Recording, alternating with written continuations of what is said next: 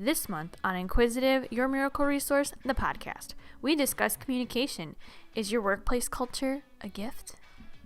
Well, welcome back, I suppose, to December's Inquisitive, your miracle resource. So today we're talking about workplace culture and communication, and if it's a gift, and it's like the giving season. So I figured we'd talk about something present back. It should be a gift. You're right. It's Christmas and it should be a gift. It makes life easier. Hey, I didn't know if you wanted to start with the story we were sent from one of our listeners. Do you want to explain it? Okay, so everyone, we asked you to give us some stories, and we said don't give names or companies, but let us know about the toxic work culture you've experienced, and we'll talk about some solutions. So I'm going to share the story without all of the details so that we can never be traced back. But the person who wrote to us shared that they're a top performer in their company, and another top performer happened to swat a bug at the back of their head, literally hitting our top performer in the head, leaving a bruise. Now, when our top performer, who was hit in the back of the head, went to their manager promised full support because, of course, they went to HR as they should. Here's what happened. They did not get the support from the manager. They continued to have the toxic work culture. And I look at this situation, Sarah, and I say, it didn't have to be this way. You know, in some households, people think it's okay to whack somebody in the back of the head to hit a bug. Now, without training, and again, you would say, but doesn't this person just already know you shouldn't touch fellow employees? Well, we don't know the intention of the person who made the swat to the back of the head, but we do know it left a bruise. And we do know that when we touch other employees without their, again, consent in any way, what happens is that we can have problems. And in a toxic workplace, what happens is problems are shoved under the rug. And we hear, Sarah and I, all the time from families that say problems were shoved under the rug. And then what happens? They become big. And what happens is you have a toxic workplace culture. So the solution, honestly, is to have training and to talk about these situations, to understand how we work together, how we engage as a team. You know, studies have proven when a workplace communicates with each other and people talk respectfully, they have greater revenue, they have greater growth, they're working as a team toward the goal. So keep sending us these stories, everyone. I feel horrible for the person, I know Sarah does too, that happened to you. But eventually this top performer, because she was not supported, left that company. And that company lost an incredible asset. So I want all of the leaders and all of the people who listen to this podcast to know we are always here to take your stories. We will never share them exactly, but we'll share them and provide some solutions, because we do know that each one of us is raised differently. What is appropriate in one household is different than another household. And we always ask people to be professional, yet we continue to see these toxic workplace stories. So instead of not offering training, that means that we won't have employees who are a gift to each other. If we train as a gift, that is the gift. Give that gift so people know how to work together, and employees are gifts to the customers that they help. Leadership is a gift to the employees. And at the end of the year, we can give more gifts because our revenue has gone up because we worked as a team. So Sarah, thanks for letting me share that one, because when that came through, I sent it to Sarah right away and I said, oh man, this story is just, it's incredible that this happened. It's just awful. And again, without a solution, these problems get swept under the rug and they keep coming up. And then it's impossible to be a gift. Yeah, I totally, absolutely, because I feel like when you sent me that story, it was almost a domino effect. Not only was the initial action, but it was the reaction that just dominoed throughout the entire company. And it was just so unfortunate that that person had to go through it. However, there are solutions to it, and it's just give the gift to your company back, and you will get that return. Like, it'll just change the whole outlook and atmosphere of everything. Well said. That's so true. We can't expect people to come into the workplace and know how to behave. We think after they go to school and after they've worked some jobs and done an internship. But what's acceptable to one person is very different than another. And I like how, Sarah, you pulled from chapter 2 some of the gifts. You know, when we talk about people on their worst behavior, what happens is that we bring that home, we tell our spouse, we tell our family, we're in a rotten mood. With inquisitive culture, we look at it, we strategize it, and we stop obsessing over it, and we stop letting it into our thoughts, and we have a strategy in the workplace. So thanks for pulling out in chapter 2, the listening and observing. Thanks, Sarah. That's good. Yeah, always. Like I always like to reference the book because it's a great tool to just walk into the workplace, and it definitely applies to. Well, I liked your cast of characters that you pulled out of chapter 2, and you talked about the anxiety bully and the strategic bully and the I'm too busy person, the spider, and the person whose image is more important. This one I want to talk about, if it's okay with you, Sarah, because we've talked on the podcast about anxiety bullies and strategic bullies. Obviously, it's in the book for everyone, and we're always here to help. But if we could talk about the image person, because I think this is real interesting. This person is the one who, the coworker who behaves by dismissing you, not acknowledging you, but in public, what they will do is they may even minimize your importance or say something that makes other people want to join their bandwagon of not hate towards you, but just dismissiveness towards you. But then when they write you something, they kind of feel bad after, and they'll write something like, hey, you were really great in that meeting, but it's never public. It's never like any compliment to you is never public.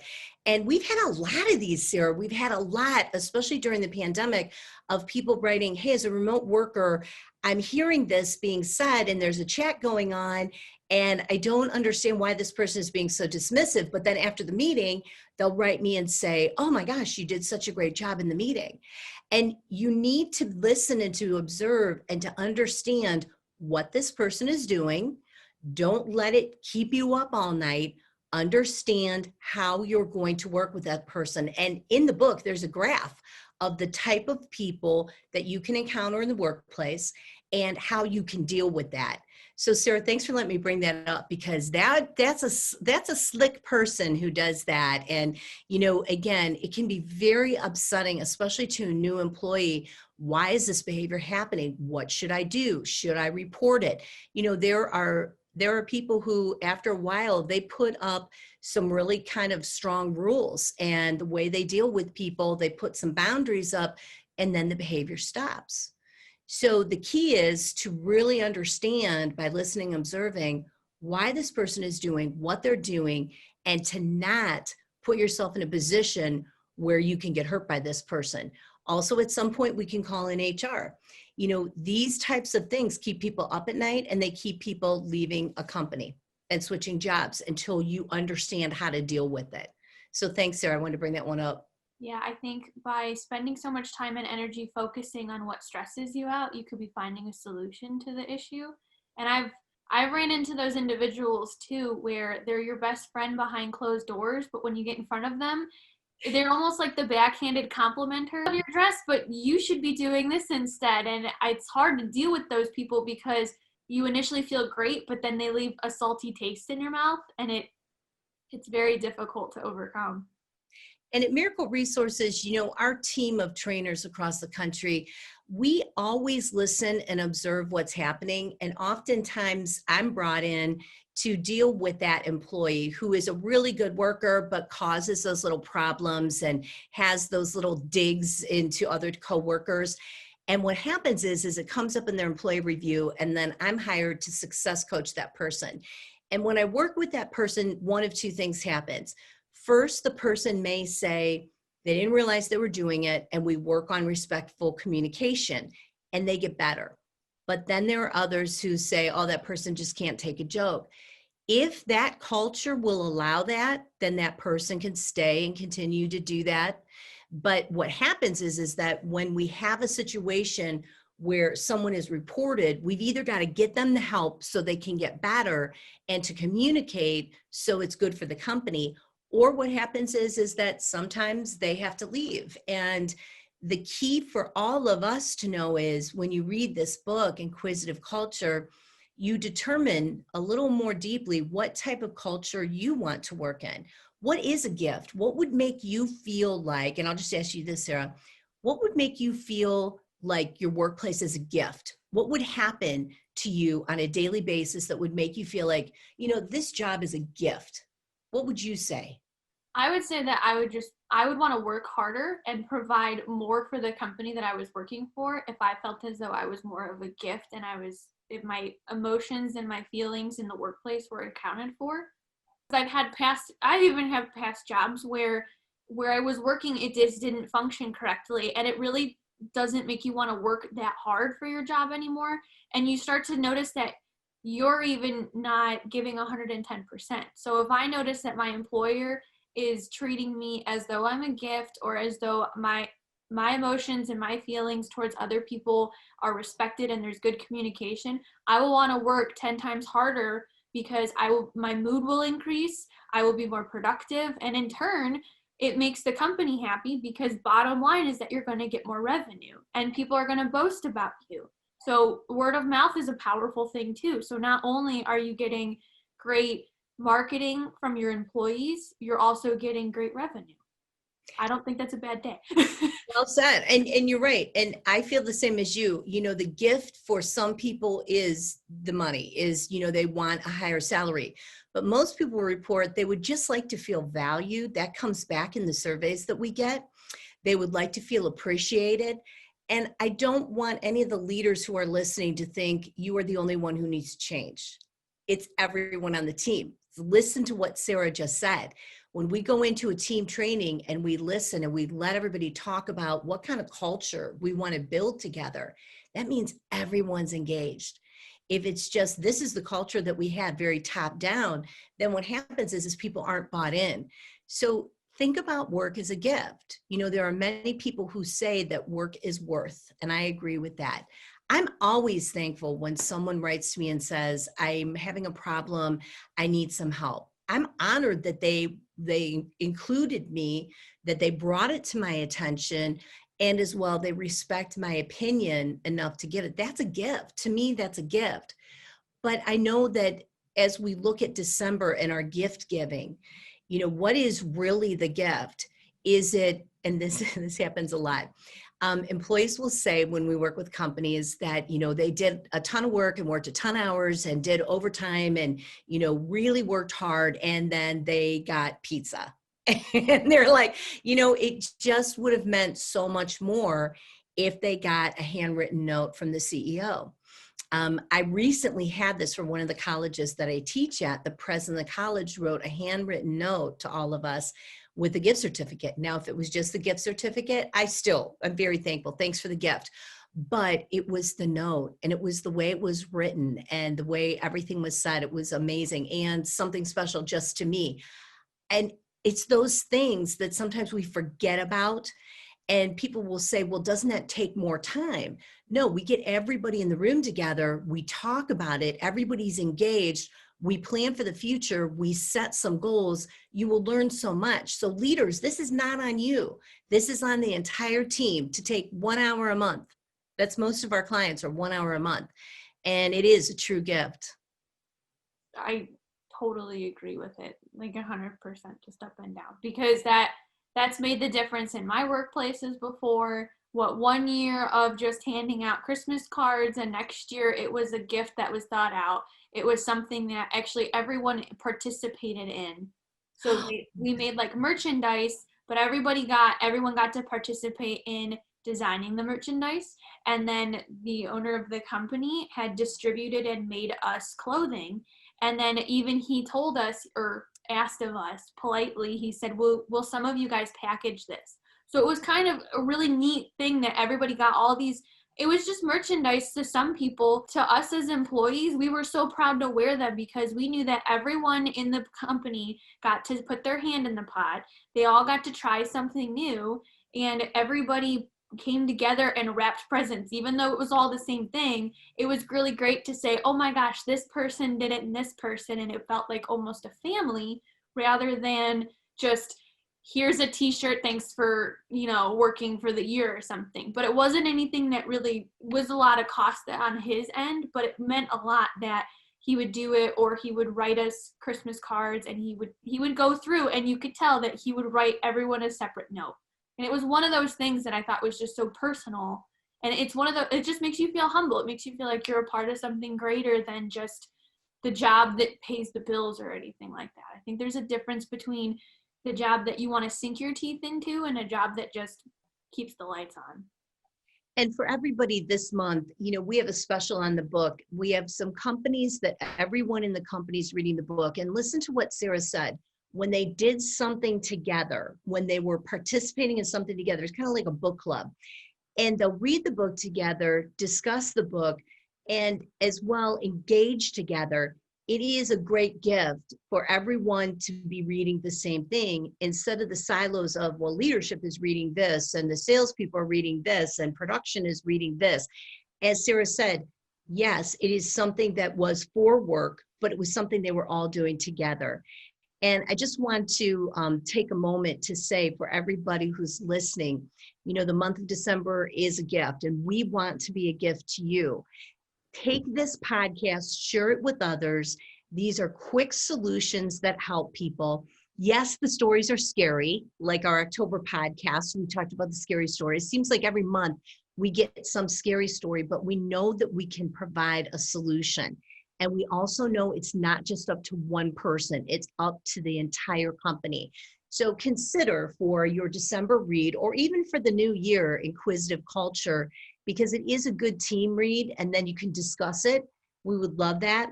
We are also going to be offering some online classes designed for when you can make it. So that's the difference.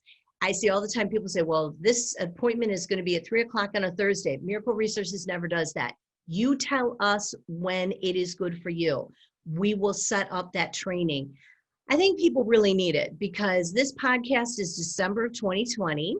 And since March 10th of 2020, life for all of us has changed.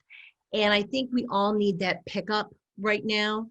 Sarah sent me, because we were talking about handwritten notes, the most beautiful handwritten note. I couldn't even believe it. I was crying. It was so beautiful.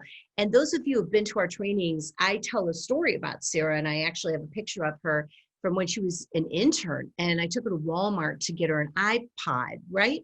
Your iPod got stolen out of your car. And we talk about listening, and she's telling me this, and I'm like, oh my gosh, that would be the perfect gift for her.